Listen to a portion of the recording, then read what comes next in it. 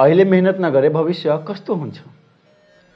धेरै हाम्रा मोबाइल चलाएर बस्ने आदरणीय विद्यार्थी भाइ बहिनीहरू, आफ्नो समयलाई बर्बाद गरेर घुम्ने आदरणीय युवा साथीहरू र हाम्रा अभिभावकज्यूहरू, के छ अहिले? अहिले सबैजना मौज गरिराख्नु भएको छ, होइन? मौज गर्नुहोस्। तपाईँ अहिले यदि मेहनत गर्नु भएन, मौज गर्नुभयो, अहिले यदि तपाईँ भन्छ नि दिन हुन्छ त रात हुन्छ, क्लियर हो, रात हुन्छ त दिन हुन्छ, क्लियर हो।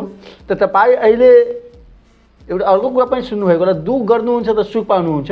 त अहिले यदि तपाईँ दुःख गरिराख्नु भएको छ भने सुख पाउनुहुन्छ, त्यो क्लियर हो। किनभने यो संसारकै नियम हो, मैले बनाएको नियम होइन साथीहरू, या कुनै मान्छेले बनाइदिएको नियम होइन। दुःख गरेपछि सुख 100% आउँछ। अहिले तपाईँ सुख गरिराख्नु भएको छ, यानि कि आउने तपाईँलाई दुःख आउनेवाला छ, त्यो 100% आउँछ। त्यो लेखेर ल्याइहाल्नु, किनभने हाम्रो लाइफको भनेको ग्राफ भनेको तलमाथि गइरहन्छ। के लागिरहेको छ तपाईँलाई? नयाँ हुनुहुन्छ भने सब्सक्राइब गरेर जानु होला।